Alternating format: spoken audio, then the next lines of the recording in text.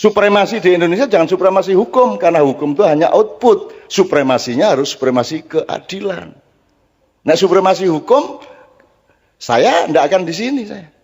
Wong yang utama hukum kok. Rumah samu nek aku larine njur dihukum. Enggak tuh. Kalau supremasinya supremasi hukum, saya bebas.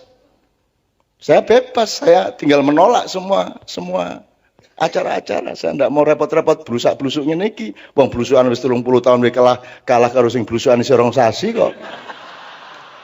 Kowe iki. Dadi aku ora gelem nek hukum tertinggi saya tidak di sini, karena saya untuk apa? Wong saya tidak di sini tidak dihukum kok. Tapi karena supremasi dalam hidup adalah keadilan, maka aku harus di sini. Kalau aku tidak di sini, aku tidak berbuat adil kepada anak-anakku, kepada kakak-kakakku, kepada bapakku, dan kepada seluruh generasi. Dan orang Jawa itu meskipun tidak pernah lahir di Jawa, tidak pernah ke Pulau Jawa, ning persis kelakuannya ngono kae. Nek nganggo jaket ngono kae, rambutnya ngono kae, lagake ngono kae, pokoknya derit lah kayak gitu. Ngawur gitu, sak karepe dhewe, ketoke halus, nek pas sadis, wah sadise pol-polan nih kayak. Itu orang Jawa. Jadi dulu zaman perbudakan abad 17 itu para juragan di Afrika dan di Eropa, kalau dia dapat budak baru itu diperiksa. Kalau ada orang Jawa di antara budak-budak itu langsung dibebaskan. Pokoknya moh nek memperbudak orang Jawa. Kuwi ketoke manut ning suatu hari engko nek wis kumat kuwi apa wae dilakoni. Gitu loh. Aku mulane karo wong Jawa iki rawani gitu loh. Soalnya mereka orang Jawa, nek kene lak Jawa kan gitu. Oke. Jadi gitu Pak Busro sementara. Pokoknya itu tanggung jawab pemerintah seperti itu. Nah sekarang bismillahirrahmanirrahim kita minta Pak Busro untuk merespon kearifan lokal ini terutama di wilayah hukum. Setelah itu kita minta Sabran untuk merespon mengenai kearifan lokal ini di wilayah ketatanegaraan dan termasuk hukum ya Bang ya. Gue kudu iso no. Kudu iso.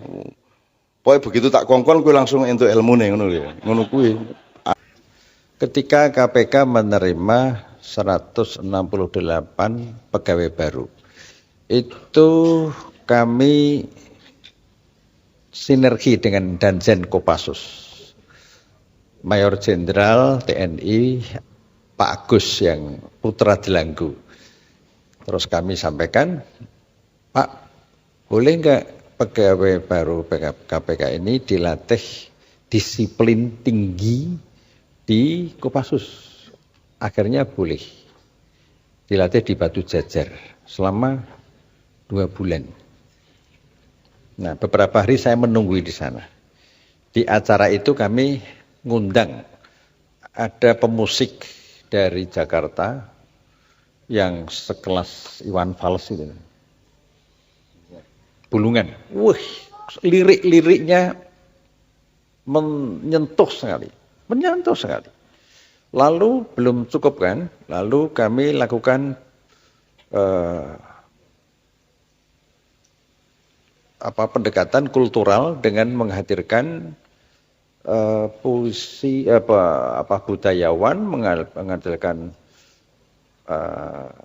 ahli pembaca puisi, menghadirkan penulis buku-buku dan seterusnya. Yang tadi saya katakan orangnya itu selalu saya sikapi dengan santun dan apa adanya itu. Nah, beliau datang di sana. Lalu memberikan uraian di depan pegawai baru KPK itu, dan di situ ada beberapa Kopassus aktif. Ikut mendengarkan fatwa-fatwa Cak Nun itu. Dan ada satu perwira menengah Kopassus yang waktu itu belum di ruangan, kemudian diberitahu, Komandan, itu Cak Nun sudah datang, terus pakai sepatu langsung masuk ruangan. Ini fakta ini, dan saya tidak sebagai orang hukum tidak mungkin lari dari fakta. Biasanya yang lari atau terpaksa lari itu bangsa budayawan itu. Tapi tentu tidak semua budayawan. Kalau budayawan yang dekat-dekat dengan saya ini ya lumayan jujur lah gitulah. Nah, lalu beliau selama di Kopassus di pelatihan di Batu Jajar itu mengupas lagu Gundul-Gundul Pacul tadi. Nah, teman-teman kantor KPK itu ngomong dengan saya, Pak, ternyata filosofi atau nilai-nilai filosofik dari Gundul-Gundul Pacul itu penuh kearifan, penuh nilai-nilai budaya. Saya baru tahu ini, Pak. Pak Busro juga sudah lama dengar itu. Ya sedikit-sedikit. Jadi kagum dengan penjelasan tentang filosofi Gundul-Gundul Pacul tadi. Maka saya tadi bisi-bisi itu mohon kepada beliau supaya dijelaskan. Tapi penjelasannya tidak sempurna. Mungkin grogi ya melihat Fakultas Hukum UI itu. Melihat kampus UI yang kampus tersenior tertua di Indonesia gitu. Sementara beliau tamatan UGM gitu. Yang umurnya lebih junior daripada UII UGM. Apalagi UGM punya makna ganda Universitas Gedung Mantenan. Nah, karena gedungnya disewakan untuk upacara pernikahan-pernikahan. Saya kira pengantar yang menyangkut Cak Nun, sahabat saya yang baik, saya nggak usah tambah panjang-panjang. Saya khawatir nanti dia mutung terus lari gitu loh.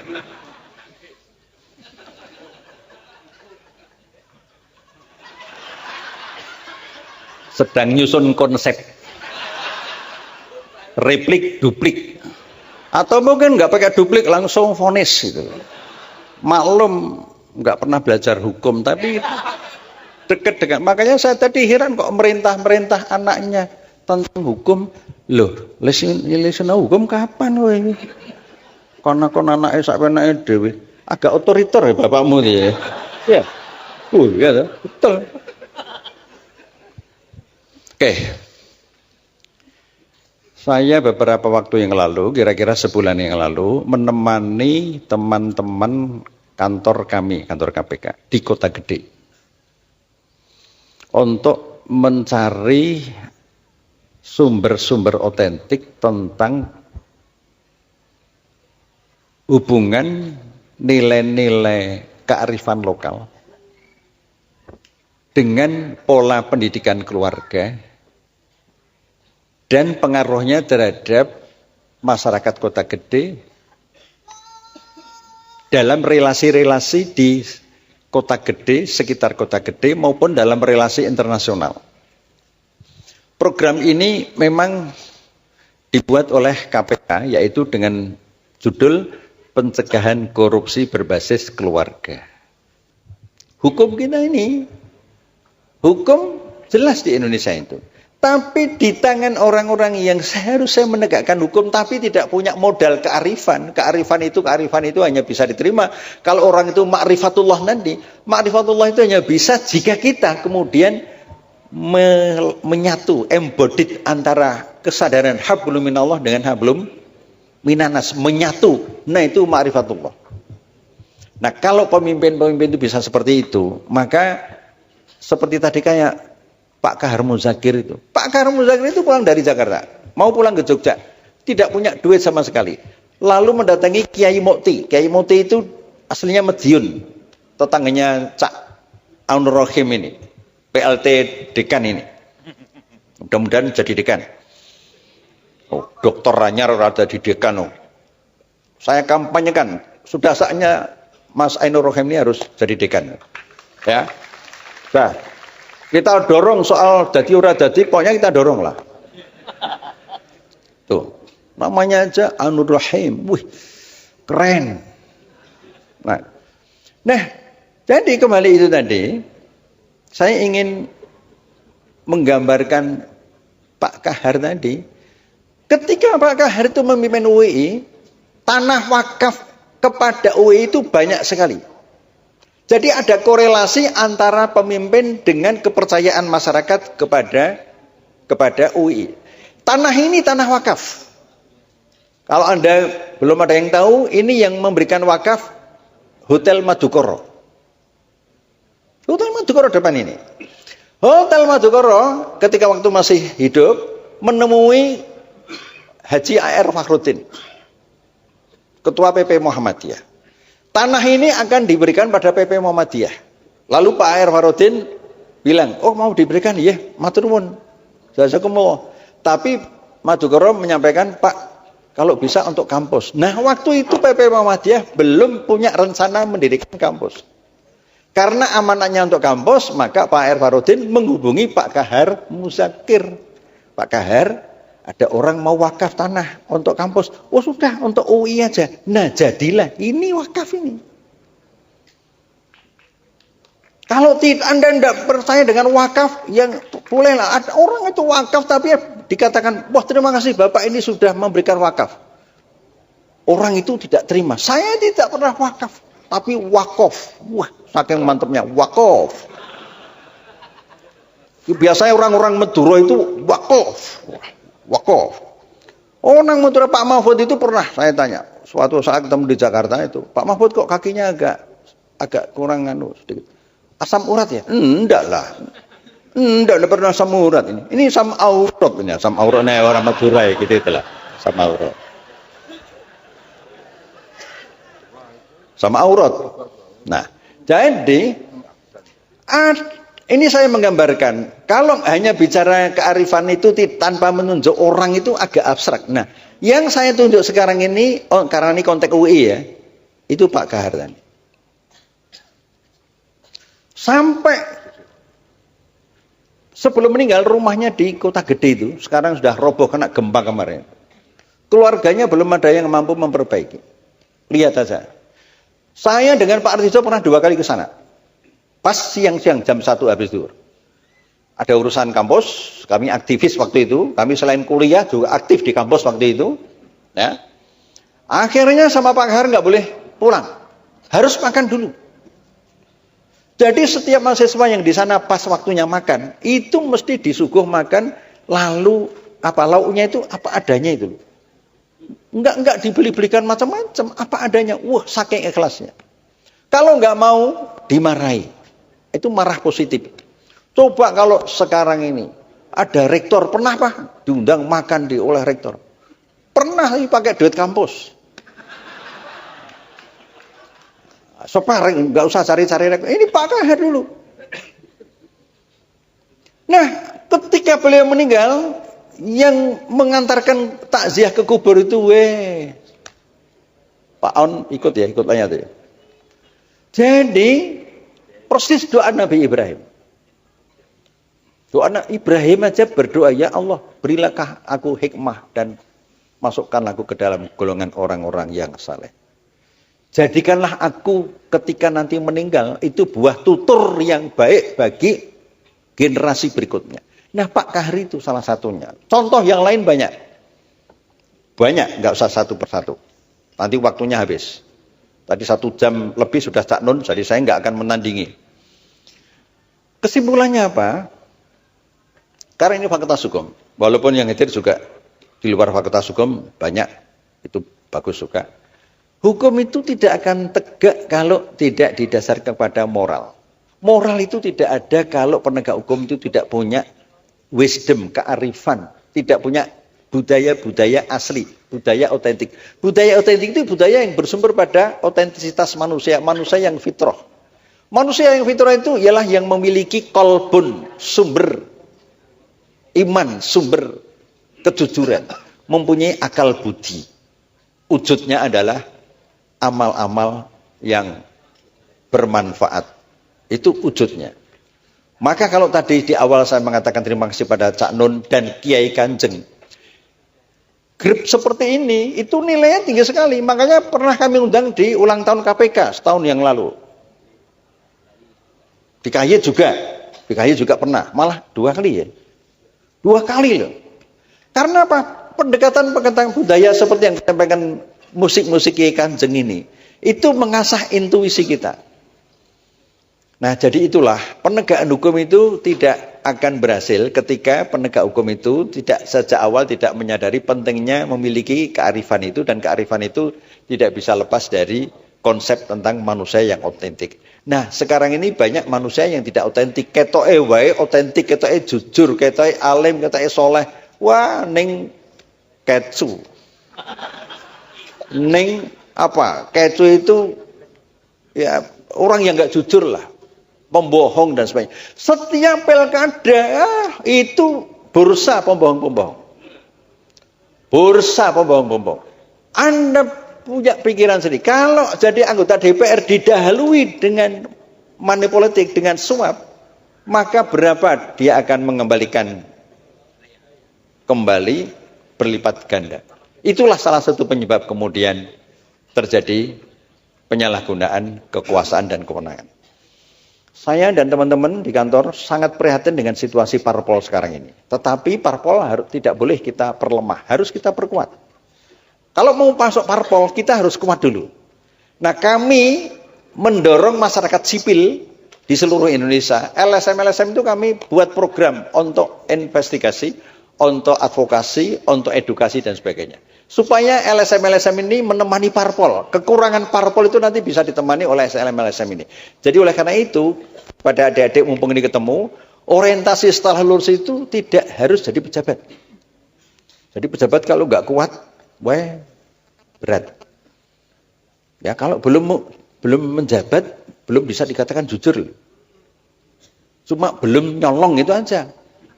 Jujur dengan belum nyolong itu beda loh. Tapi kalau sudah menjabat, sampai akhir jabatannya bersih, clear, nah itu baru teruji. Iman itu tidak bisa diuji di dalam masjid. Di luar masjid. Nah oleh karena itu maka orientasi Anda itu tidak harus orientasi pejabat.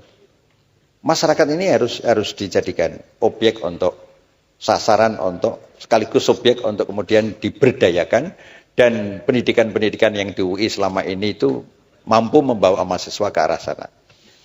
Akhirnya saya harus mengucapkan terima kasih kepada panitia. Ini penyelenggaranya mahasiswa nih, Cak Nun. Bukan dekan. Bukan dekan aja. Bukan dekan, bukan dosen. Ini dosen ini. Saya juga dosen. Penyelenggaranya mahasiswa. Luar biasa. Nah, luar biasa. Kalau perlu jangan hanya sekali ini aja, mungkin suatu saat kita juga bisa mengundang budayawan yang lain. Nanti saya bantu, apakah itu Kang Sobari. Ini yang saya ajak ini Kang Puji, Ustadz kondang. Tapi dia nggak mau disebut Ustadz. Khawatir nanti kalau disebut Ustadz, lalu masna wasulasa warubah. Nah, kalau di Jakarta Ustadz itu sedang mengalami degradasi kepercayaan. Karena ada al-ustad, ada al-fustun. Nah, ini masalahnya di situ. Nah, ini Kang Puji itu nggak mau disebut ustad. Namanya Kang itu aja, jadi merayat. Kayak tukang batu aja, Kang Paimin, Kang Paijo. Ini Kang Puji. Mungkin nanti perlu diberi waktu untuk ya ceramah sedikit, speak gitu loh. Saya tidak akan membantah Cak Nun. Yang disampaikan tadi benar semuanya. Ya, kecuali yang tidak. Yang tidak juga enggak saya akan tunjukkan. Udahlah, saya ikhlas, saya pasrahkan pada Allah Subhanahu wa Ta'ala. Nah. Barang siapa berbuat tidak baik, balaslah dengan baik. Padahal ini berbuat baik, jadi harus saya balas dengan lebih baik gitu. Kita doakan mudah-mudahan Cak Nun dengan Kiai Kanjeng ini tidak segera dicabut nyawanya dari bumi pertiwi. Ya, karena misinya luar biasa, jadi bisa ya paling enggak 80 tahun masih wangun loh ini. Angger saya hudud 80 tahun tak kira saya wangun. Warka'u ma'ar-roki'in. Sekarang saatnya duplik saya berikan kepada saudara jaksa. Assalamualaikum.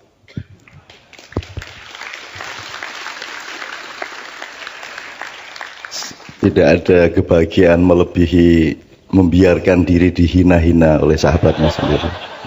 Teman-teman sekalian gini ya, malam ini kalau bisa apa yang dibilang sama Pak Busrom, contoh konkret mengenai betapa wakul ngelimpang tadi itu kalau dihitung ya, orang-orang yang diamanati kita bayar untuk nyunggi wakul, mengantarkan kesejahteraan rohani jasmani kepada rakyat, tapi akhirnya malah diditili dewe utawa wakulnya digelimpangke atau bahkan dijual deh. dijual ke luar negeri. Dan itu contohnya sangat banyak. Kalau kita ngomong secara kuantitatif mengenai gelimpangnya Wakul ini, saya kira Anda tidak akan pernah bisa semangat lagi membangun Indonesia. Karena tingkat korupsi pencuriannya itu surabain-bain. Wukeh tenan. Banyak sekali. Bahkan secara resmi saja, APBD misalnya, sebuah kabupaten itu rata-rata 70% itu untuk keperluan birokrasi. Yang untuk rakyat itu cuma 30%. Itu resmi itu. Kuwi wis sing 30% sing dititili meneh. Jadi sebenarnya kalau kita bayangin Wakul Ngelimpang itu di Indonesia, mungkin secara psikologis kita nggak kuat, tapi mohon anak-anakku, karena Anda yang akan kita serai Indonesia. Aku titipkan Indonesia kepadamu. Supremasi di Indonesia jangan supremasi hukum, karena hukum itu hanya output. Supremasinya harus supremasi keadilan. Nah, supremasi hukum, saya tidak akan di sini saya. Wong yang utama hukum kok. Rumah samu nek aku larine njur dihukum. Enggak tuh. Kalau supremasi hukum, saya bebas. Saya bebas, saya tinggal menolak semua acara-acara. Saya tidak mau repot-repot blusak-blusuk ngene iki. Wong blusukan wis 30 tahun wis kalah karo sing blusukan isih rong sasi kok. Kowe iki. Dadi aku ora gelem nek hukum tertinggi saya tidak di sini, karena saya untuk apa? Wong saya tidak di sini tidak dihukum kok. Tapi karena supremasi dalam hidup adalah keadilan, maka aku harus di sini. Kalau aku tidak di sini, aku tidak berbuat adil kepada anak-anakku, kepada kakak-kakakku, kepada bapakku, dan kepada seluruh generasi. Aku harus berbuat adil. Ini ceritanya. Gusti Allah iki nguji kowe, kita ke swarga supaya kamu teruji bahwa kamu tidak akan memalingkan wajahmu dari Allah hanya karena iming-iming surga. Kalau ini surga, ini Allah, Anda jangan ngelihat ke sini, tapi lihatlah ke sini. Kan gitu. Tauhid itu menghadapkan wajahmu kepada Allah. Diiming-iming surga kayak apapun, kamu tidak akan terpengaruh karena engkau bertauhid kepada Allah. Nah, angel lah. Terus swargane piye, Cak? Loh, ngene lho, kowe iki ora ngerti dagang. Nek kowe golek swarga, mungkin entuk ning Gusti Allah urung karuan ana. Nek kowe golek Gusti Allah, mandeng Gusti Allah, muwajjah ilallah, maka engkau pasti dapat Allah dan engkau pasti dapat surga. Ngono carane. Carane golek bojo yang ngono mandi, Mam. Ndi. Imam lagi sedih karena kemarin ketemu pacarnya yang sudah punya anak 2 ya.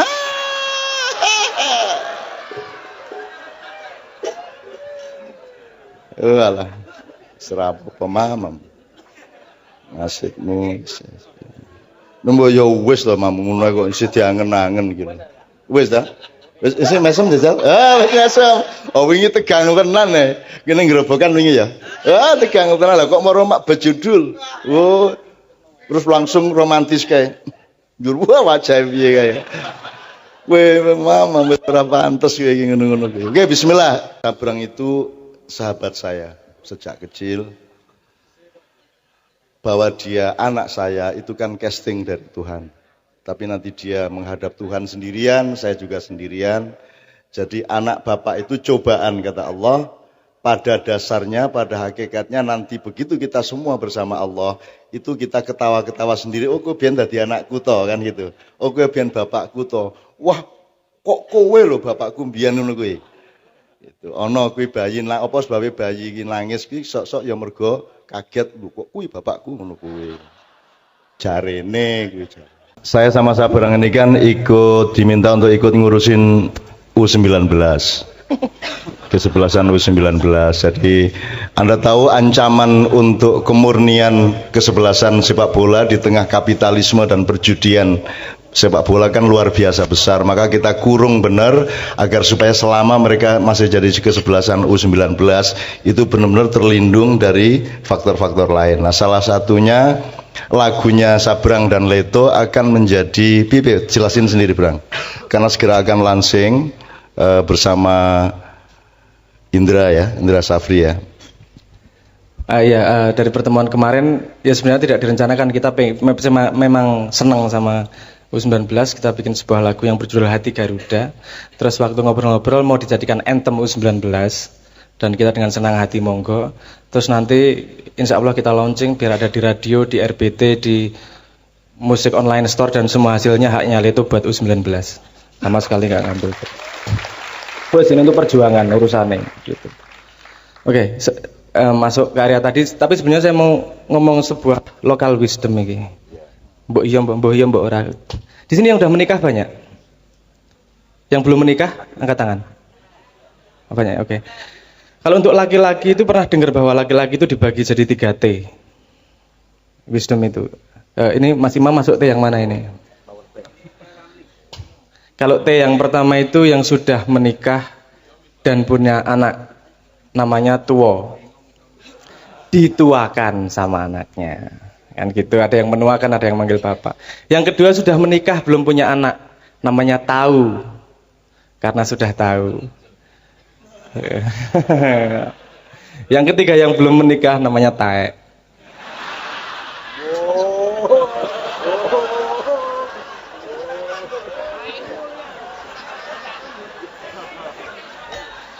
Guyon om. Ya kualat aku jane ngono ki ora apik. Oke. Wis lah mesake Mas Imam.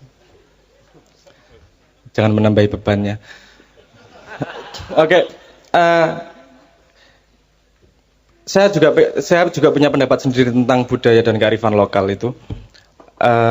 Sebelum kemana-mana saya selalu melihat segala sesuatu yang hidup, yang berkesinambungan pasti punya lingkarannya, pasti punya ekosistemnya, pasti ada jalur cara berpikirnya, jalur pertumbuhannya dan seterusnya. Kalau saya melihat sebuah budaya itu pasti berasal dari paradigma berpikir yang paling dasar.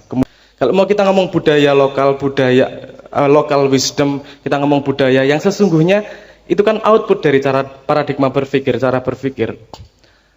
Misalnya saya kasih contoh gini, ketika paradigmanya berpikir adalah materialisme, mencari harta sebanyak-banyaknya, perilaku para koruptor adalah wajar, karena cara berpikirnya memang mencari barang sebanyak-banyaknya.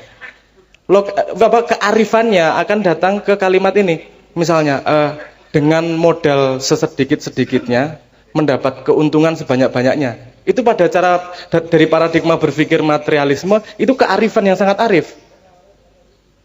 Loh, karena dasar paradigmanya adalah mencari untung sebanyak-banyaknya. Kan gitu. Tapi masalahnya kenapa itu semakin buruk? Karena manusia sendiri tidak mencari kedalaman kebenaran akan kearifan tersebut. Iki sing koruptor iki, yang katanya dunia modern ekonomi, itu juga nggak berpikir mereka, karena mereka melanggar cara berpikirnya sendiri. Saya kasih contoh begini, kalau ini ekonomi dhisik ya, nanti ke hukum. Ke ekonomi. Misalnya begini. Ada yang tahu hukum investasi enggak?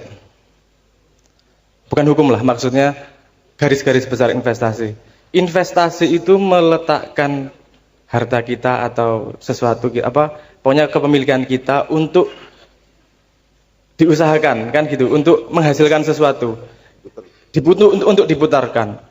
Nah, hukum investasi kan pasti kita sebelum menginvestasi ke suatu tempat, pasti kita punya banyak informasi tentang sesuatu itu. Nah, informasi semakin pasti, keputusan kita akan investasi juga semakin pasti. Kalau informasinya masih kira-kira, rumor dan seterusnya, kita juga tidak 100% menginvestasikan barang kita. Jadi itu tergantung kepastian. Kenapa saya ngomong orang modern tidak konsisten? Dalam hidup manusia itu, yang pasti itu mati. Mesti mati. Tapi kok nggak ada yang investasi untuk kematiannya ya? Itu kan, kue jari ini modern yang ra logis ya. Itu hukummu sendiri ya. Ora dilakoni dhewe piye to iki? Nah, itu mungkin entah pendidikan kita, entah budaya kita yang sudah seperti itu, sehingga kita tidak punya naluri untuk mendalami, untuk mencari akarnya seperti apa. Kalau kita paham bahwa kita harus mencari dasarnya paradigma apa sehingga menghasilkan percikan bunga-bunga kearifan lokal kalimat seperti ini. Kalau kita ini harus mencari, waktu yang paling tepat adalah sekarang. Kalau mau memperbaiki Indonesia, generasi muda, waktu berpihak pada generasi muda. Karena yang tua-tua nanti pasti diambil.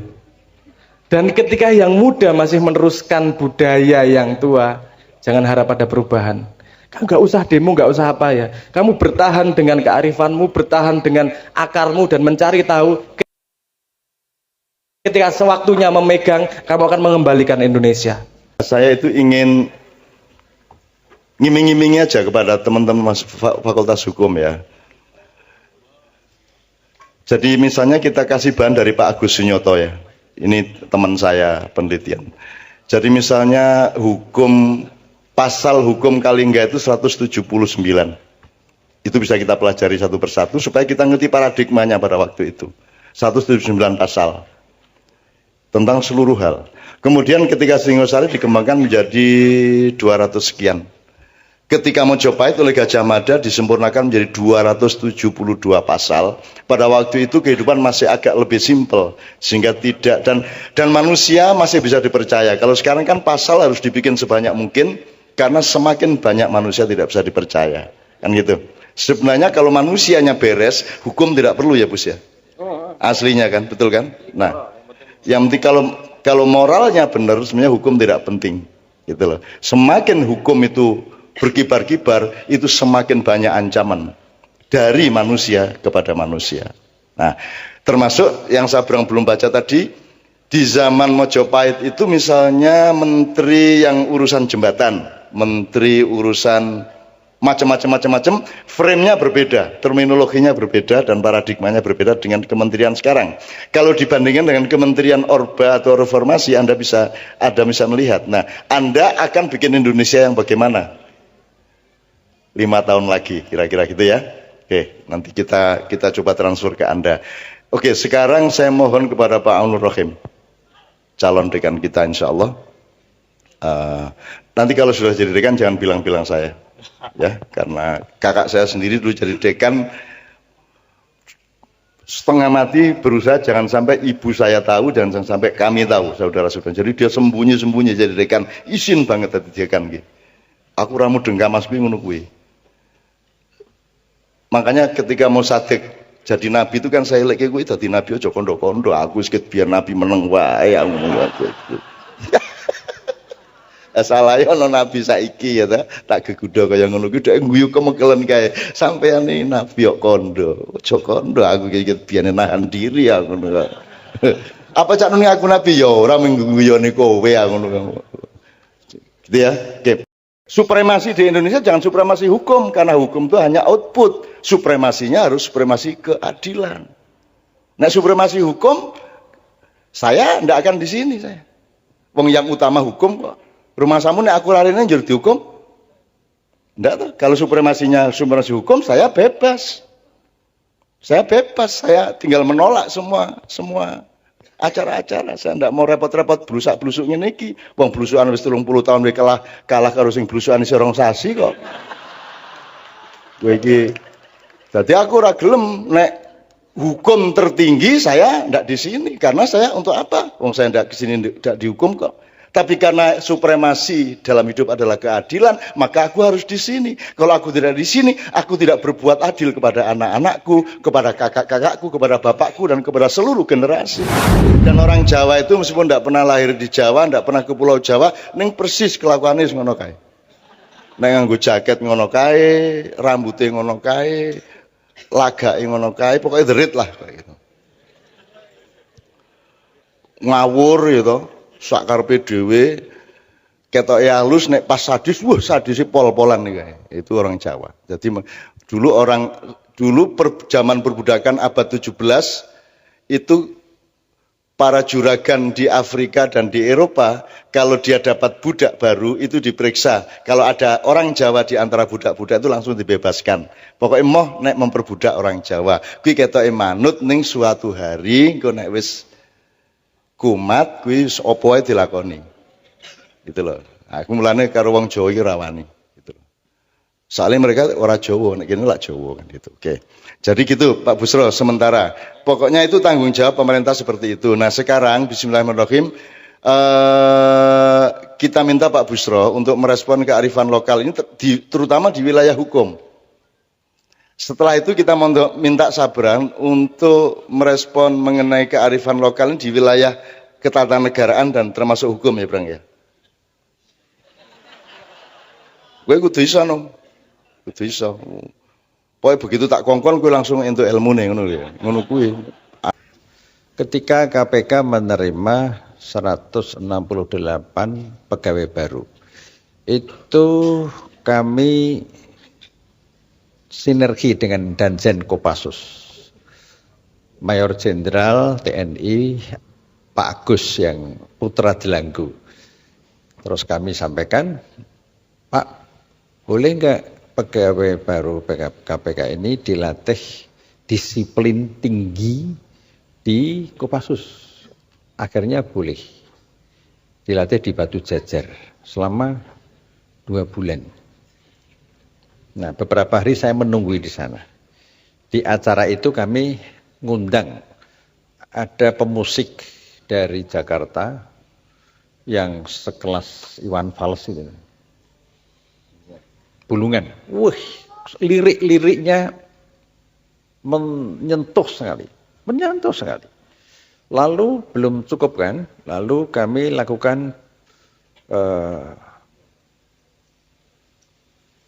pendekatan kultural dengan menghadirkan puisi budayawan, menghadirkan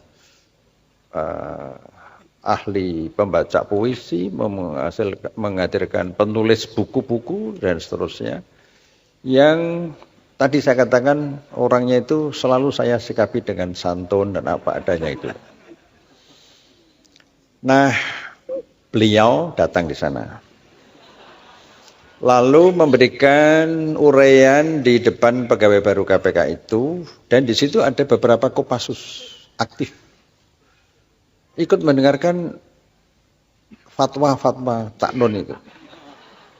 Dan ada satu perwira menengah Kopassus yang waktu itu belum di ruangan, kemudian diberitahu, Komandan, itu Cak Nun sudah datang, terus pakai sepatu langsung masuk ruangan. Ini fakta ini, dan saya tidak sebagai orang hukum tidak mungkin lari dari fakta. Biasanya yang lari atau terpaksa lari itu bangsa budayawan itu. Tapi tentu tidak semua budayawan. Kalau budayawan yang dekat-dekat dengan saya ini ya lumayan jujur lah gitulah. Nah, lalu beliau selama di Kopassus di pelatihan di Batu Jajar itu mengupas lagu Gundul-Gundul Pacul tadi. Nah, teman-teman kantor KPK itu ngomong dengan saya, Pak, ternyata filosofi atau nilai-nilai filosofik dari Gundul-Gundul Pacul itu penuh kearifan, penuh nilai-nilai budaya. Saya baru tahu ini, Pak. Pak Busro juga sudah lama dengar itu. Ya sedikit-sedikit. Jadi kagum dengan penjelasan tentang filosofi Gundul-Gundul Pacul tadi. Maka saya tadi bisi-bisi itu mohon kepada beliau supaya dijelaskan. Tapi penjelasannya tidak sempurna. Mungkin grogi ya melihat Fakultas Hukum UI itu.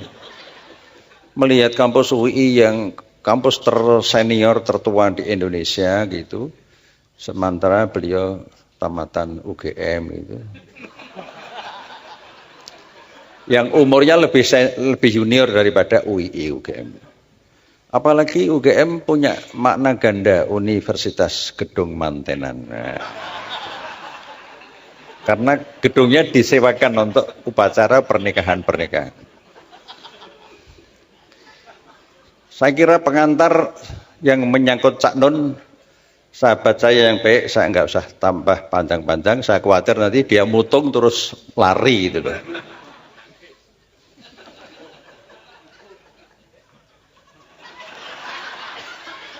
Sedang nyusun konsep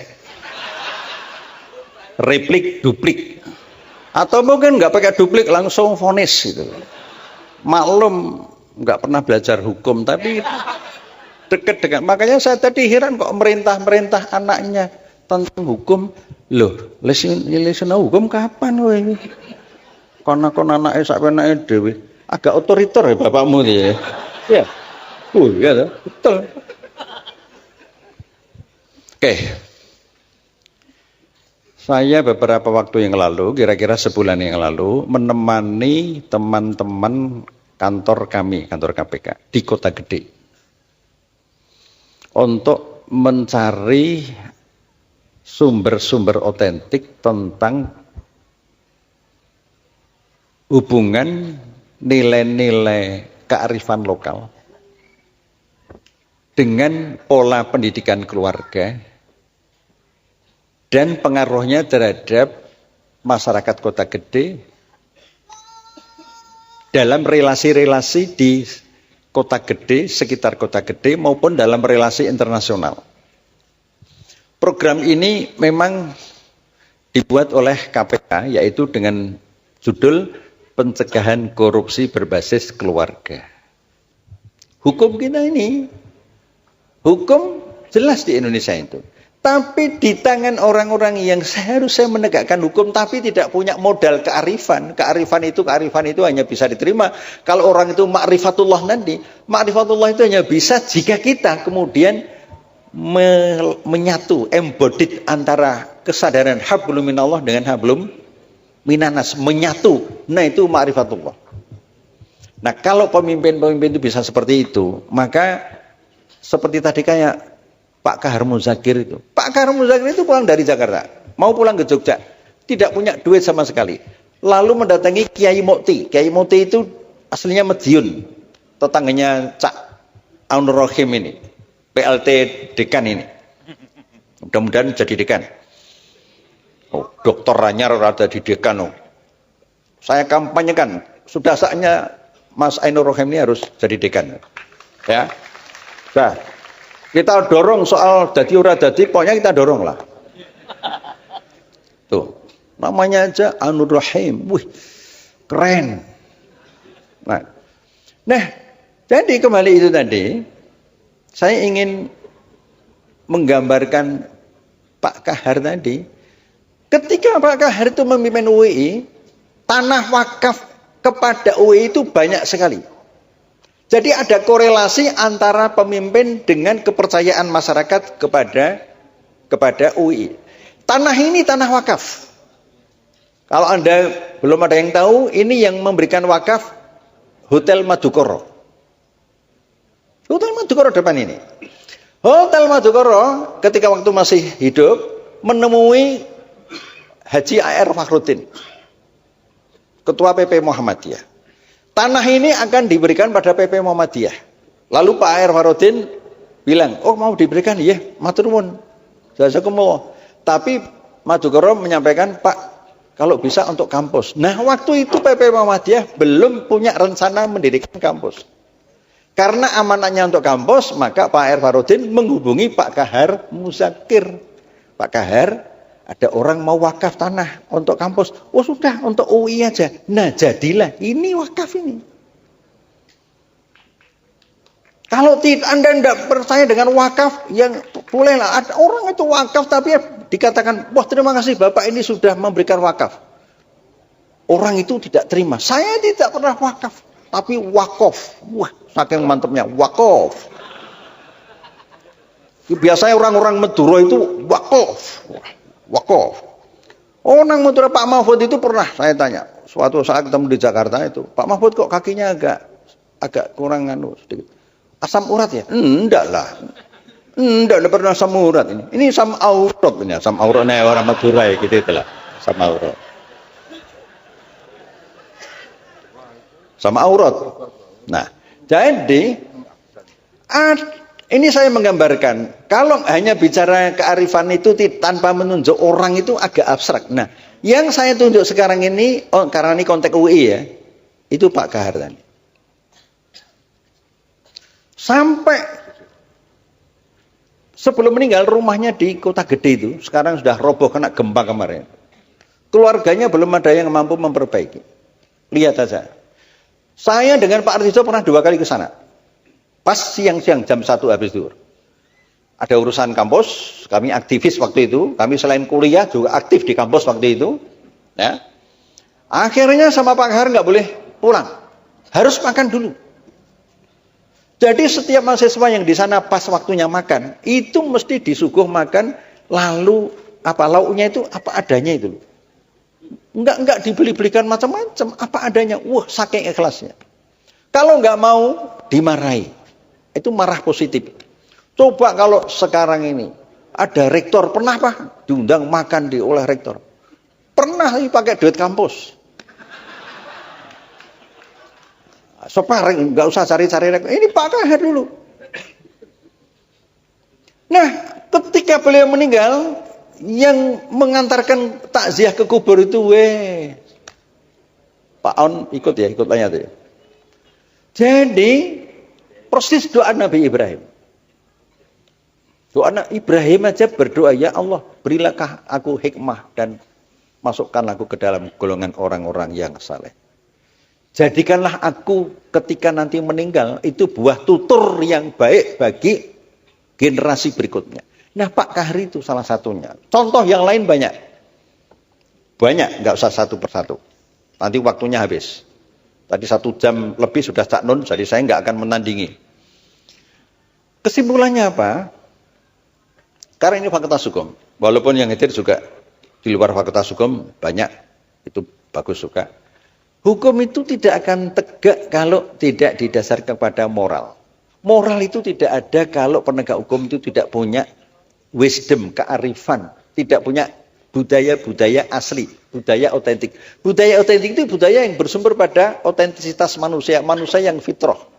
Manusia yang fitrah itu ialah yang memiliki kolbun, sumber iman, sumber kejujuran, mempunyai akal budi. Wujudnya adalah amal-amal yang bermanfaat. Itu wujudnya. Maka kalau tadi di awal saya mengatakan terima kasih pada Cak Nun dan Kiai Kanjeng. Grup seperti ini itu nilainya tinggi sekali. Makanya pernah kami undang di ulang tahun KPK setahun yang lalu. Di KY juga pernah. Malah 2 kali ya. 2 kali loh. Karena apa? Pendekatan budaya seperti yang disampaikan musik-musik Kiai Kanjeng ini, itu mengasah intuisi kita.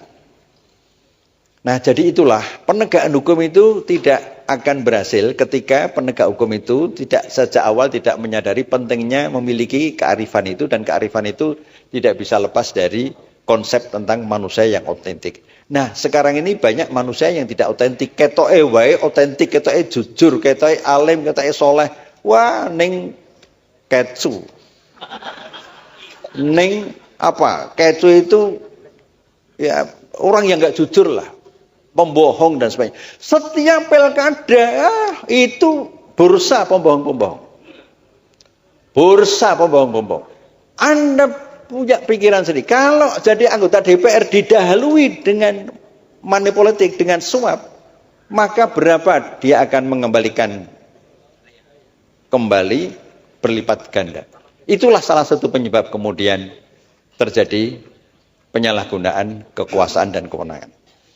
Saya dan teman-teman di kantor sangat prihatin dengan situasi parpol sekarang ini. Tetapi parpol tidak boleh kita perlemah, harus kita perkuat. Kalau mau masuk parpol, kita harus kuat dulu. Nah, kami mendorong masyarakat sipil di seluruh Indonesia. LSM itu kami buat program untuk investigasi, untuk advokasi, untuk edukasi dan sebagainya. Supaya LSM ini menemani parpol. Kekurangan parpol itu nanti bisa ditemani oleh LSM ini. Jadi oleh karena itu, pada adik-adik mumpung ini ketemu, orientasi setelah lulus itu tidak harus jadi pejabat. Jadi pejabat kalau nggak kuat, berat. Ya kalau belum menjabat, belum bisa dikatakan jujur. Cuma belum nyolong itu aja. Jujur dengan belum nyolong itu beda loh. Tapi kalau sudah menjabat, sampai akhir jabatannya bersih, clear, nah itu baru teruji. Iman itu tidak bisa diuji di dalam masjid, di luar masjid. Nah oleh karena itu maka orientasi Anda itu tidak harus orientasi pejabat. Masyarakat ini harus dijadikan objek untuk sasaran, untuk sekaligus subjek untuk kemudian diberdayakan, dan pendidikan-pendidikan yang di UI selama ini itu mampu membawa mahasiswa ke arah sana. Akhirnya saya harus mengucapkan terima kasih kepada panitia. Ini penyelenggaranya mahasiswa nih, Cak Nun. Bukan dekan. Bukan dekanat ya. Bukan dekanat, bukan dosen. Ini dosen ini. Saya juga dosen. Penyelenggaranya mahasiswa. Luar biasa. Nah, luar biasa. Kalau perlu jangan hanya sekali ini aja, mungkin suatu saat kita juga bisa mengundang budayawan yang lain. Nanti saya bantu, apakah itu Kang Sobari. Ini yang saya ajak ini Kang Puji, Ustadz kondang. Tapi dia nggak mau disebut Ustadz. Khawatir nanti kalau disebut Ustadz, lalu masna wasulasa warubah. Nah, kalau di Jakarta Ustadz itu sedang mengalami degradasi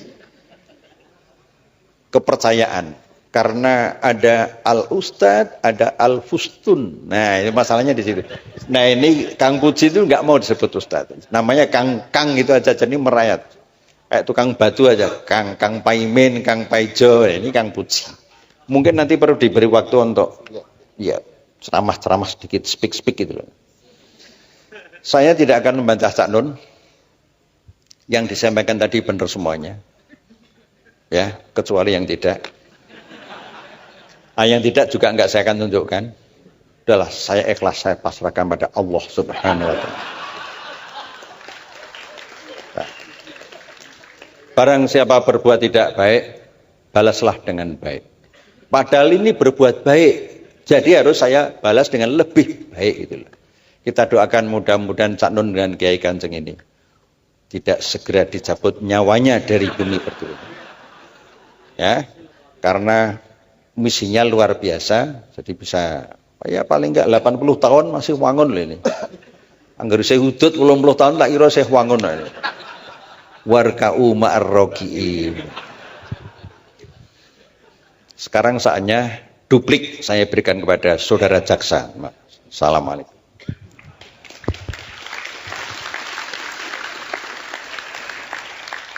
Tidak ada kebahagiaan melebihi membiarkan diri dihina-hina oleh sahabatnya sendiri. Teman-teman sekalian gini ya, malam ini kalau bisa apa yang dibilang sama Pak Busrom, contoh konkret mengenai betapa wakul ngelimpang tadi itu kalau dihitung ya, orang-orang yang diamanati kita bayar untuk nyunggi wakul, mengantarkan kesejahteraan rohani jasmani kepada rakyat, tapi akhirnya malah diditili dewe utawa wakulnya digelimpangke atau bahkan dijual ke luar negeri. Dan itu contohnya sangat banyak. Kalau kita ngomong secara kuantitatif mengenai gelimpangnya wakul ini, saya kira Anda tidak akan pernah bisa semangat lagi membangun Indonesia karena tingkat korupsi pencuriannya itu surabayan-bayan, wukeh tenan. Banyak sekali. Bahkan secara resmi saja APBD misalnya sebuah kabupaten itu rata-rata 70% itu untuk keperluan birokrasi. Yang untuk rakyat itu cuma 30%. Itu resmi itu. Kuwi wis sing 30% sing diditili meneh. Jadi sebenarnya kalau kita bayangin wakul ngelimpang itu di Indonesia, mungkin secara psikologis kita nggak kuat, tapi mohon anak-anakku, karena Anda yang akan kita serai Indonesia. Aku titipkan Indonesia kepadamu. Supremasi di Indonesia jangan supremasi hukum, karena hukum itu hanya output. Supremasinya harus supremasi keadilan. Nah, supremasi hukum, saya tidak akan di sini saya. Wong yang utama hukum kok. Rumah samu nek aku larine njur dihukum. Enggak tuh. Kalau supremasi hukum, saya bebas. Saya bebas, saya tinggal menolak semua acara-acara. Saya tidak mau repot-repot blusak-blusuk ngene iki. Wong blusukan wis 30 tahun wis kalah karo sing blusukan isih rong sasi kok. Kowe iki. Dadi aku ora gelem nek hukum tertinggi saya tidak di sini karena saya untuk apa? Wong saya tidak di sini tidak dihukum kok. Tapi karena supremasi dalam hidup adalah keadilan, maka aku harus di sini. Kalau aku tidak di sini, aku tidak berbuat adil kepada anak-anakku, kepada kakak-kakakku, kepada bapakku dan kepada seluruh generasi. Aku harus berbuat adil. Ini ceritanya. Gusti Allah iki nguji kowe, kita ke swarga supaya kamu teruji bahwa kamu tidak akan memalingkan wajahmu dari Allah. hanya karena iming-iming surga. Kalau ini surga, ini Allah, Anda jangan ngelihat ke sini, tapi lihatlah ke sini. Kan gitu. Tauhid itu menghadapkan wajahmu kepada Allah. Diiming-iming surga kayak apapun, kamu tidak akan terpengaruh karena engkau bertauhid kepada Allah. Nah, angel lah. Terus wargane piye, Cak? Loh, ngene lho, kowe iki ora ngerti dagang. Nek kowe golek swarga, mungkin entuk ning Gusti Allah urung karuan ana. Nek kowe golek Gusti Allah, mandeng Gusti Allah, muwajjah ilallah, maka engkau pasti dapat Allah dan engkau pasti dapat surga. Ngono carane. Carane golek bojo yang ngono mandi, Mam.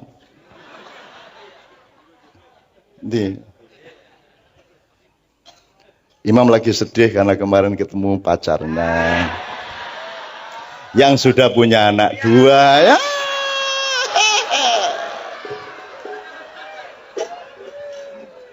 Walah, serapu pemamam. Nasibmu. Nembo ya wis lho Mam, ngono kok isih diangen-angen gitu. Wis ta? Wis isih mesem jajal. Wis mesem. Oh wingi tegang tenan e. Kene ngrobokan wingi ya. Tegang tenan lah kok mau mak bejudul. Oh. Terus langsung romantis kae.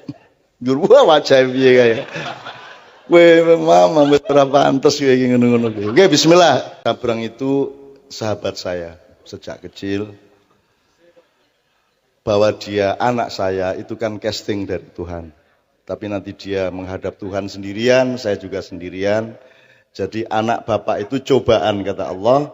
Pada dasarnya, pada hakikatnya nanti begitu kita semua bersama Allah, itu kita ketawa-ketawa sendiri. Oh kok biar dadi anakku toh kan gitu. Oh kok biar bapakku toh. Wah kok kowe lho bapakku biyen ngono kowe.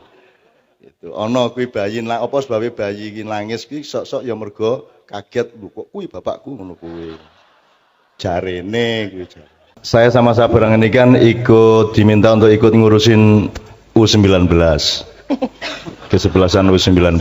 Jadi Anda tahu ancaman untuk kemurnian kesebelasan sepak bola di tengah kapitalisme dan perjudian sepak bola kan luar biasa besar, maka kita kurung benar agar supaya selama mereka masih jadi kesebelasan U19 itu benar-benar terlindung dari faktor-faktor lain. Nah salah satunya lagunya Sabrang dan Leto akan menjadi pipi, jelasin sendiri Brang, karena segera akan launching bersama Indra ya, Indra Safri ya. Dari pertemuan kemarin ya sebenarnya tidak direncanakan, kita memang senang sama U19, kita bikin sebuah lagu yang berjudul Hati Garuda. Terus waktu ngobrol-ngobrol mau dijadikan anthem U19 dan kita dengan senang hati monggo. Terus nanti insya Allah kita launching biar ada di radio, di RBT, di musik online store dan semua hasilnya haknya itu buat U19. Sama sekali nggak ngambil. Terus ini untuk perjuangan urusannya gitu. Oke, masuk ke area tadi, tapi sebenarnya saya mau ngomong sebuah local wisdom ini. Mbok iya mbok ora. Di sini yang udah menikah banyak. Yang belum menikah angkat tangan. Banyak, oke. Kalau untuk laki-laki itu pernah dengar bahwa laki-laki itu dibagi jadi 3 T. Wisdom itu. Ini Mas Imam masuk T yang mana ini?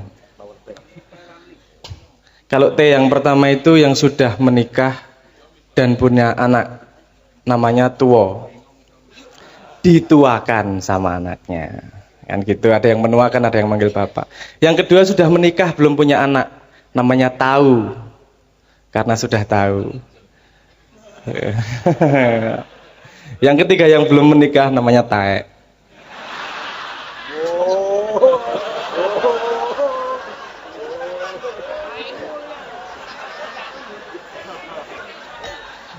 Guyon dong. Ya kualat aku jane ngono ki ora apik. Oke. Wis lah mesake Mas Imam. Jangan menambahi bebannya. Oke. Saya juga punya pendapat sendiri tentang budaya dan kearifan lokal itu. Sebelum kemana-mana saya selalu melihat segala sesuatu yang hidup, yang berkesinambungan pasti punya lingkarannya, pasti punya ekosistemnya, pasti ada jalur cara berpikirnya, jalur pertumbuhannya dan seterusnya. Kalau saya melihat sebuah budaya itu pasti berasal dari paradigma berpikir yang paling dasar. Kalau mau kita ngomong budaya lokal, budaya local wisdom, kita ngomong budaya, yang sesungguhnya itu kan output dari cara paradigma berpikir, cara berpikir. Misalnya saya kasih contoh gini, ketika paradigmanya berpikir adalah materialisme, mencari harta sebanyak-banyaknya, perilaku para koruptor adalah wajar, karena cara berpikirnya memang mencari barang sebanyak-banyaknya. Kearifannya akan datang ke kalimat ini, misalnya dengan modal sesedikit-sedikitnya mendapat keuntungan sebanyak-banyaknya. Itu pada cara dari paradigma berpikir materialisme, itu kearifan yang sangat arif. Loh, karena dasar paradigmanya adalah mencari untung sebanyak-banyaknya. Kan gitu. Tapi masalahnya kenapa itu semakin buruk? Karena manusia sendiri tidak mencari kekedalaman kebenaran akan kearifan tersebut. Iki sing koruptor iki, yang katanya dunia modern ekonomi, itu juga nggak berpikir mereka, karena mereka melanggar cara berpikirnya sendiri. Saya kasih contoh begini, kalau ini ekonomi dhisik ya, nanti ke hukum. Ke ekonomi. Misalnya begini. Ada yang tahu hukum investasi enggak? Bukan hukum lah, maksudnya garis-garis besar investasi. Investasi itu meletakkan harta kita atau sesuatu pokoknya kepemilikan kita untuk diusahakan, kan gitu, untuk menghasilkan sesuatu. Untuk diputarkan. Nah, hukum investasi kan pasti kita sebelum menginvestasi ke suatu tempat, pasti kita punya banyak informasi tentang sesuatu itu. Nah, informasi semakin pasti, keputusan kita akan investasi juga semakin pasti. Kalau informasinya masih kira-kira, rumor dan seterusnya, kita juga tidak 100% menginvestasikan barang kita. Jadi itu tergantung kepastian. Kenapa saya ngomong orang modern tidak konsisten? Dalam hidup manusia itu, yang pasti itu mati. Mesti mati. Tapi kok nggak ada yang investasi untuk kematiannya ya? Itu kan, kue jari ini modern yang ra logis ya. Itu hukummu sendiri ya. Ora dilakoni dhewe piye to iki? Nah, itu mungkin entah pendidikan kita, entah budaya kita yang sudah seperti itu, sehingga kita tidak punya naluri untuk mendalami, untuk mencari akarnya seperti apa. Kalau kita paham bahwa kita harus mencari dasarnya paradigma apa, sehingga menghasilkan percikan bunga-bunga kearifan lokal kalimat seperti ini. Kalau kita ini harus mencari, waktu yang paling tepat adalah sekarang. Kalau mau memperbaiki Indonesia, generasi muda, waktu berpihak pada generasi muda. Karena yang tua-tua nanti pasti diambil. Dan ketika yang muda masih meneruskan budaya yang tua, jangan harap ada perubahan. Kamu nggak usah demo, nggak usah apa ya. Kamu bertahan dengan kearifanmu, bertahan dengan akarmu dan mencari tahu. Ketika sewaktunya memegang, kamu akan mengembalikan Indonesia. Saya itu ingin ngiming-ngimingi aja kepada teman-teman Fakultas Hukum ya. Jadi misalnya kita kasih bahan dari Pak Agus Sunyoto ya. Ini teman saya penelitian. Jadi misalnya pasal hukum Kalingga itu 179. Itu bisa kita pelajari satu persatu supaya kita ngerti paradigmanya pada waktu itu. 179 pasal. Tentang seluruh hal. Kemudian ketika Singosari dikembangkan menjadi 200 sekian.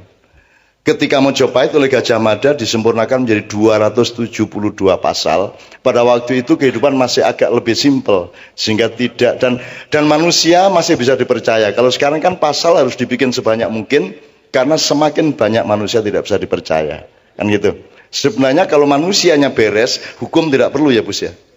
Aslinya kan, betul kan? Nah, yang penting kalau moralnya benar, sebenarnya hukum tidak penting, gitu loh. Semakin hukum itu berkibar-kibar, itu semakin banyak ancaman dari manusia kepada manusia. Nah, termasuk yang saya belum baca tadi, di zaman Mojopahit itu misalnya menteri yang urusan jembatan, menteri urusan macam-macam, frame-nya berbeda, terminologinya berbeda, dan paradigmanya berbeda dengan kementerian sekarang. Kalau dibandingkan dengan kementerian Orba atau Reformasi, Anda bisa melihat. Nah, Anda akan bikin Indonesia yang bagaimana? 5 tahun lagi, kira-kira gitu ya. Oke, nanti kita coba transfer ke Anda. Oke, sekarang saya mohon kepada Pak Aunur Rohim, calon dekan kita insya Allah. Nanti kalau sudah jadi dekan jangan bilang-bilang saya, ya, karena kakak saya sendiri dulu jadi dekan,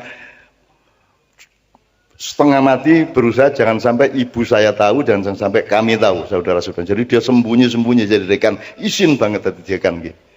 Aku ramu dengkam mas kuwi ngono kuwi. Makanya ketika mau sadek jadi nabi itu kan saya lek kuwi dadi nabi aja kondo-kondo, aku wis biar nabi meneng wae ngono aku. Salah ya ono nabi saiki ya tak gegudo kaya ngono kuwi dhek guyu kemekelen kae. Sampeyane nabi kok kondo. Aja kondo aku iki biyen nahan diri aku ngono.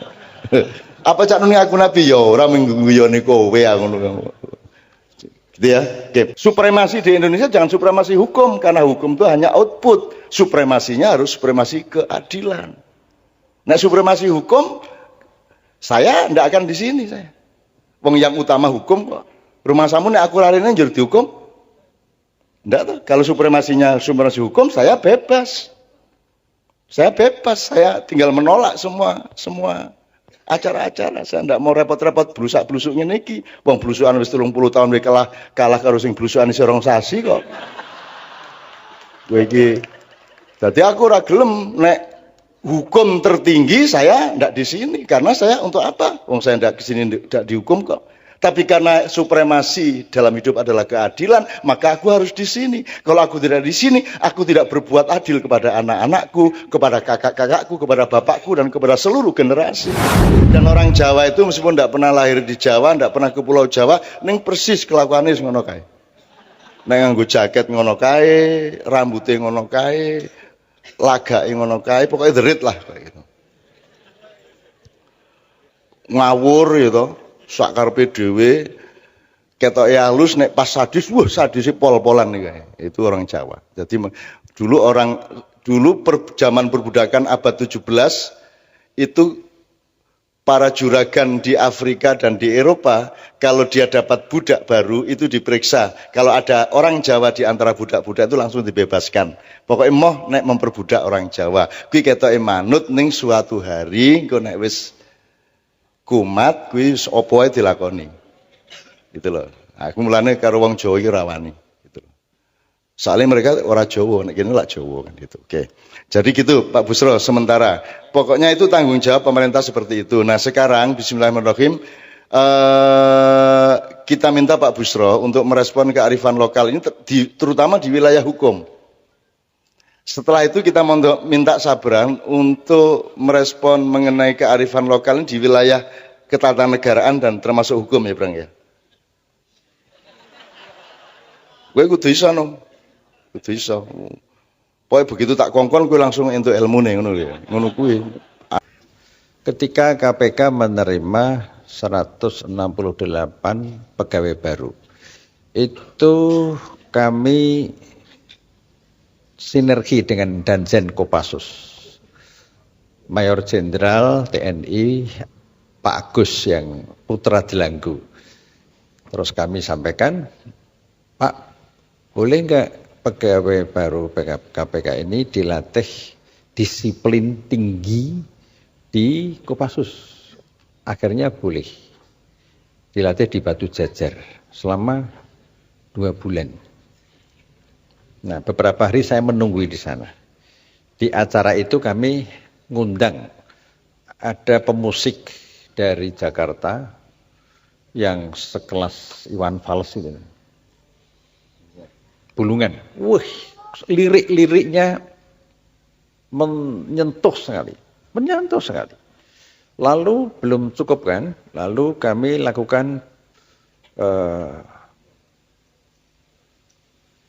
pendekatan kultural dengan menghadirkan puisi budayawan, menghadirkan ahli pembaca puisi, menghadirkan penulis buku-buku dan seterusnya. Yang tadi saya katakan orangnya itu selalu saya sikapi dengan santun dan apa adanya itu. Nah, beliau datang di sana. lalu memberikan uraian di depan pegawai baru KPK itu, dan di situ ada beberapa Kopassus aktif ikut mendengarkan fatwa-fatwa Cak Nun itu. Dan ada satu perwira menengah Kopassus yang waktu itu belum di ruangan, kemudian diberitahu, "Komandan, itu Cak Nun sudah datang." Terus pakai sepatu langsung masuk ruangan. Ini fakta ini, dan saya tidak, sebagai orang hukum tidak mungkin lari dari fakta. Biasanya yang lari atau terpaksa lari itu bangsa budayawan. Tapi tentu tidak semua budayawan. Kalau budayawan yang dekat-dekat dengan saya ini ya lumayan jujur lah gitulah. Nah, lalu beliau selama di Kopassus di pelatihan di Batu Jajar itu menyanyi, mengupas lagu Gundul-Gundul Pacul tadi. Nah, teman-teman ini, teman-teman kantor KPK itu ngomong dengan saya, "Pak, ternyata filosofi atau nilai-nilai filosofik dari Gundul-Gundul Pacul itu penuh kearifan, penuh nilai-nilai budaya." Saya baru tahu ini, Pak. Pak Busro juga sudah lama dengar itu. Ya sedikit-sedikit. Jadi kagum dengan penjelasan tentang filosofi Gundul-Gundul Pacul tadi. Maka saya tadi bisi-bisi itu mohon kepada beliau supaya dijelaskan. Tapi penjelasannya tidak sempurna. Mungkin grogi ya melihat Fakultas Hukum UI itu. Melihat kampus UI yang kampus tersenior tertua di Indonesia gitu. Sementara beliau tamatan UGM itu. Yang umurnya lebih junior daripada UI UGM. Apalagi UGM punya makna ganda, Universitas Gedung Mantenan. Nah, karena gedungnya disewakan untuk upacara pernikahan-pernikahan. Saya kira pengantar yang menyangkut Cak Nun, sahabat saya yang baik, saya nggak usah tambah panjang-panjang. Saya khawatir nanti dia mutung terus lari gitu loh.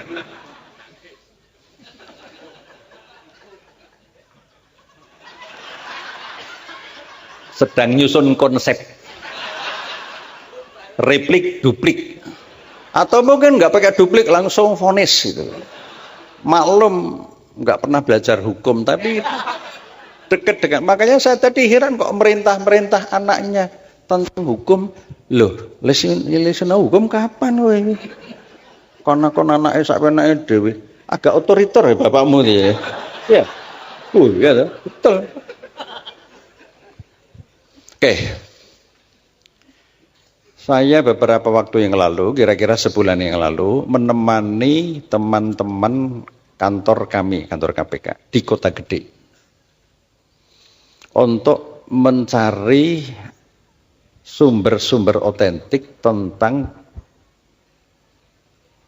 hubungan nilai-nilai kearifan lokal dengan pola pendidikan keluarga dan pengaruhnya terhadap masyarakat Kota Gede dalam relasi-relasi di Kota Gede, sekitar Kota Gede maupun dalam relasi internasional. Program ini memang dibuat oleh KPK, yaitu dengan judul Pencegahan Korupsi Berbasis Keluarga. Hukum kita ini, hukum jelas di Indonesia itu.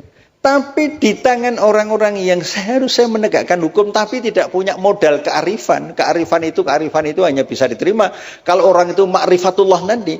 Ma'rifatullah itu hanya bisa jika kita kemudian menyatu, embodied antara kesadaran hablum minallah dengan hablum minanas, menyatu. Nah, itu ma'rifatullah. Nah, kalau pemimpin-pemimpin itu bisa seperti itu, maka seperti tadi kayak Pak Kahar Muzakir itu. Pak Kahar Muzakir itu pulang dari Jakarta, mau pulang ke Jogja, tidak punya duit sama sekali. Lalu mendatangi Kiai Mukti. Kiai Mukti itu aslinya Madiun, tetangganya Cak Aunur Rohim ini. PLT dekan ini. Mudah-mudahan jadi dekan. Oh, Dokter Ranyar ada di dekan. Oh. Saya kampanyekan sudah saatnya Mas Ainur Rohim ini harus jadi dekan. Ya. Nah, kita dorong soal dadi ora dadi, pokoknya kita dorong lah. Tuh, namanya aja Ainur Rohim. Wih, keren. Nah, jadi kembali itu tadi, saya ingin menggambarkan Pak Kahar tadi. Ketika Pak Kahar itu memimpin UII, tanah wakaf kepada UII itu banyak sekali. Jadi ada korelasi antara pemimpin dengan kepercayaan masyarakat kepada UII. Tanah ini tanah wakaf. Kalau Anda belum ada yang tahu, ini yang memberikan wakaf Hotel Madukoro. Hotel Madukoro depan ini. Hotel Madukoro ketika waktu masih hidup menemui Haji A.R. Fakhrudin, Ketua PP Muhammadiyah. Tanah ini akan diberikan pada PP Muhammadiyah. Lalu Pak A.R. Fakhrudin bilang, oh mau diberikan, iya, matur nuwun. Jazakumullah. Tapi Madukoro menyampaikan, Pak, kalau bisa untuk kampus. Nah, waktu itu PP Muhammadiyah belum punya rencana mendirikan kampus. Karena amanahnya untuk kampus, maka Pak A.R. Fakhrudin menghubungi Pak Kahar Muzakir. Pak Kahar, ada orang mau wakaf tanah untuk kampus. Oh sudah, untuk UI aja. Nah jadilah, ini wakaf ini. Kalau Anda tidak percaya dengan wakaf, yang bolehlah. Ada orang itu wakaf, tapi dikatakan, wah terima kasih Bapak ini sudah memberikan wakaf. Orang itu tidak terima. Saya tidak pernah wakaf, tapi wakof. Wah, saking mantapnya, wakof. Biasanya orang-orang Madura itu wakof. Wakof. Orang Madura Pak Mahfud itu pernah saya tanya. Suatu saat ketemu di Jakarta itu, Pak Mahfud kok kakinya agak kurang sedikit. Asam urat ya? Enggak lah. Enggak pernah asam urat ini. Ini asam aurat ini, asam auratnya orang Madura ya gitu itulah. Asam aurat. Sama aurat. Nah, jadi ini saya menggambarkan, kalau hanya bicara kearifan itu tanpa menunjuk orang itu agak abstrak. Nah, yang saya tunjuk sekarang ini, karena ini konteks UI ya, itu Pak Kahar tadi. Sampai sebelum meninggal rumahnya di Kota Gede itu, sekarang sudah roboh kena gempa kemarin. Keluarganya belum ada yang mampu memperbaiki. Lihat saja. Saya dengan Pak Artijo pernah 2 kali ke sana. Pas siang-siang jam 1 habis zuhur. Ada urusan kampus, kami aktivis waktu itu. Kami selain kuliah juga aktif di kampus waktu itu. Ya. Akhirnya sama Pak Kahar nggak boleh pulang. Harus makan dulu. Jadi setiap mahasiswa yang di sana pas waktunya makan, itu mesti disuguh makan, lalu apa lauknya itu apa adanya itu. Enggak dibeli-belikan macam-macam, apa adanya. Wah, saking ikhlasnya. Kalau nggak mau dimarahi. Itu marah positif. Coba kalau sekarang ini ada rektor, pernah Pak diundang makan oleh rektor? Pernah pakai duit kampus. Sopareng, nggak usah cari-cari rektor. Ini Pak Kahar dulu. Nah, ketika beliau meninggal, yang mengantarkan takziah ke kubur itu, Pak On ikut tanya tuh. Jadi persis doa Nabi Ibrahim. Doa Nabi Ibrahim aja berdoa, ya Allah, berilah aku hikmah dan masukkan aku ke dalam golongan orang-orang yang saleh. Jadikanlah aku ketika nanti meninggal itu buah tutur yang baik bagi generasi berikutnya. Nah, Pak Kahar itu salah satunya. Contoh yang lain banyak. Banyak, nggak usah satu persatu. Nanti waktunya habis. Tadi 1 jam lebih sudah Cak Nun, jadi saya nggak akan menandingi. Kesimpulannya apa? Karena ini Fakultas Hukum. Walaupun yang hadir juga di luar Fakultas Hukum banyak, itu bagus juga. Hukum itu tidak akan tegak kalau tidak didasarkan kepada moral. Moral itu tidak ada kalau penegak hukum itu tidak punya wisdom, kearifan, tidak punya budaya-budaya asli, budaya otentik. Budaya otentik itu budaya yang bersumber pada otentisitas manusia, manusia yang fitrah. Manusia yang fitrah itu ialah yang memiliki kolbun, sumber iman, sumber kejujuran, mempunyai akal budi. Wujudnya adalah amal-amal yang bermanfaat. Itu wujudnya. Maka kalau tadi di awal saya mengatakan terima kasih pada Cak Nun dan Kiai Kanjeng, grup seperti ini itu nilainya tinggi sekali. Makanya pernah kami undang di ulang tahun KPK setahun yang lalu.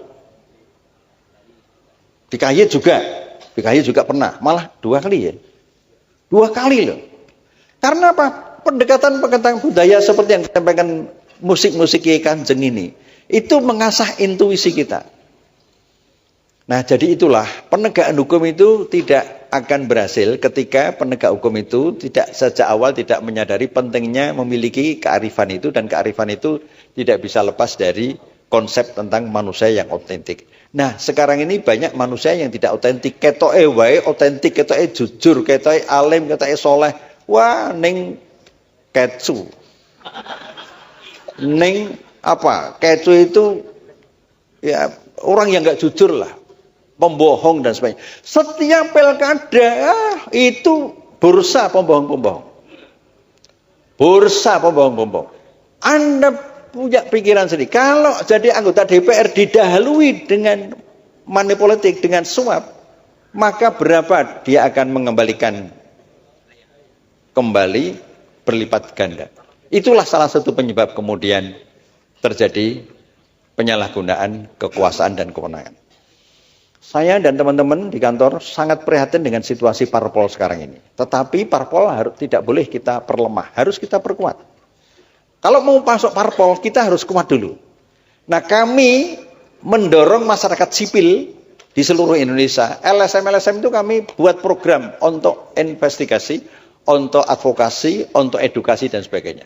Supaya LSM-LSM ini menemani parpol. Kekurangan parpol itu nanti bisa ditemani oleh LSM-LSM ini. Jadi oleh karena itu, pada adik-adik mumpung ini ketemu, orientasi setelah lulus itu tidak harus jadi pejabat. Jadi pejabat kalau nggak kuat, berat. Ya kalau belum menjabat, belum bisa dikatakan jujur. Cuma belum nyolong itu aja. Jujur dengan belum nyolong itu beda loh. Tapi kalau sudah menjabat, sampai akhir jabatannya bersih, clear, nah itu baru teruji. Iman itu tidak bisa diuji di dalam masjid, di luar masjid. Nah oleh karena itu maka orientasi Anda itu tidak harus orientasi pejabat. Masyarakat ini harus dijadikan objek untuk sasaran, untuk sekaligus objek untuk kemudian diberdayakan, dan pendidikan-pendidikan yang di UI selama ini itu mampu membawa mahasiswa ke arah sana. Akhirnya saya harus mengucapkan terima kasih kepada panitia. Ini penyelenggaranya mahasiswa nih, Cak Nun. Bukan dekan, bukan dekanat ya, bukan dekanat, bukan dosen. Ini dosen ini. Saya juga dosen. Penyelenggaranya mahasiswa, luar biasa ini. Nah, luar biasa. Kalau perlu jangan hanya sekali ini aja, mungkin suatu saat kita juga bisa mengundang budayawan yang lain. Nanti saya bantu, apakah itu Kang Sobari.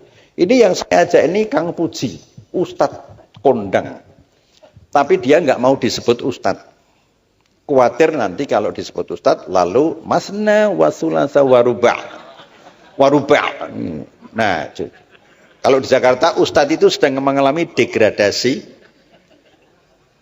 kepercayaan. Karena ada al-ustad, ada al-fustun. Nah, ini masalahnya di situ. Nah, ini Kang Puji itu nggak mau disebut ustad. Namanya Kang itu aja, jadi merayat. Kayak tukang batu aja. Kang Paimin, Kang Paijo. Ini Kang Puji. Mungkin nanti perlu diberi waktu untuk ya ceramah-ceramah sedikit, speak gitu loh. Saya tidak akan membantah Cak Nun. Yang disampaikan tadi benar semuanya. Ya, kecuali yang tidak. Yang tidak juga enggak saya akan tunjukkan. Udahlah, saya ikhlas, saya pasrahkan pada Allah Subhanahu wa Ta'ala. Nah. Barang siapa berbuat tidak baik, balaslah dengan baik. Padahal ini berbuat baik, jadi harus saya balas dengan lebih baik gitu. Kita doakan mudah-mudahan Cak Nun dan Kiai Kanjeng ini tidak segera dicabut nyawanya dari bumi pertiwi. Ya, karena misinya luar biasa, jadi bisa ya paling enggak 80 tahun masih wangun loh ini. Angger saya hudud 80 tahun tak kira saya wangun loh ini. warka'u ma'ar raki'in. Sekarang saatnya duplik saya berikan kepada saudara jaksa. Assalamualaikum.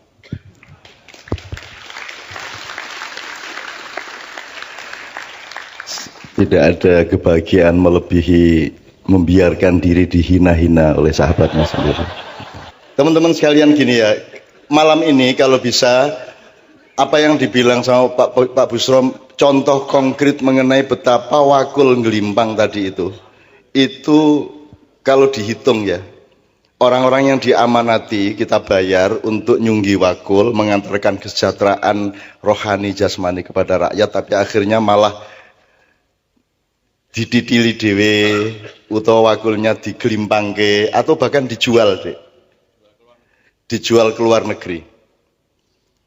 Dan itu contohnya sangat banyak. Kalau kita ngomong secara kuantitatif mengenai gelimpangnya wakul ini, saya kira Anda tidak akan pernah bisa semangat lagi membangun Indonesia, karena tingkat korupsi pencuriannya itu surabayan-bayan, wukeh tenan. Banyak sekali. Bahkan secara resmi saja APBD misalnya sebuah kabupaten itu rata-rata 70% itu untuk keperluan birokrasi. Yang untuk rakyat itu cuma 30%. Itu resmi itu. Kuwi wis sing 30% sing diditili meneh. Jadi sebenarnya kalau kita bayangin wakul ngelimpang itu di Indonesia, mungkin secara psikologis kita nggak kuat, tapi mohon anak-anakku, karena Anda yang akan kita serai Indonesia. Aku titipkan Indonesia kepadamu. Supremasi di Indonesia jangan supremasi hukum, karena hukum itu hanya output. Supremasinya harus supremasi keadilan. Nah, supremasi hukum, saya tidak akan di sini saya. Wong yang utama hukum kok. Rumah samu nek aku larine njur dihukum. Enggak tuh. Kalau supremasi hukum, saya bebas. Saya bebas, saya tinggal menolak semua acara-acara. Saya tidak mau repot-repot blusak-blusuknya niki. Wong blusukan wis 30 tahun wis kalah karo sing blusukan isih rong sasi kok. Kowe iki. Dadi aku ora gelem nek hukum tertinggi saya ndak di sini, karena saya untuk apa? Wong saya ndak ke sini ndak dihukum kok. Tapi karena supremasi dalam hidup adalah keadilan, maka aku harus di sini. Kalau aku tidak di sini, aku tidak berbuat adil kepada anak-anakku, kepada kakak-kakakku, kepada bapakku, dan kepada seluruh generasi. Aku harus berbuat adil. Ini ceritanya rek. Gusti Allah iki nguji kowe, kita ke swarga supaya kamu teruji bahwa kamu tidak akan memalingkan wajahmu dari Allah hanya karena iming-iming surga. Kalau ini surga, ini Allah, Anda jangan ngelihat ke sini, tapi lihatlah ke sini. Kan gitu. Tauhid itu menghadapkan wajahmu kepada Allah. Diiming-iming surga kayak apapun, kamu tidak akan terpengaruh karena engkau bertauhid kepada Allah. Nah, angel lah. Terus swargane piye, Cak? Loh, ngene lho, kowe iki ora ngerti dagang. Nek kowe golek swarga, mungkin entuk ning Gusti Allah urung karuan ana.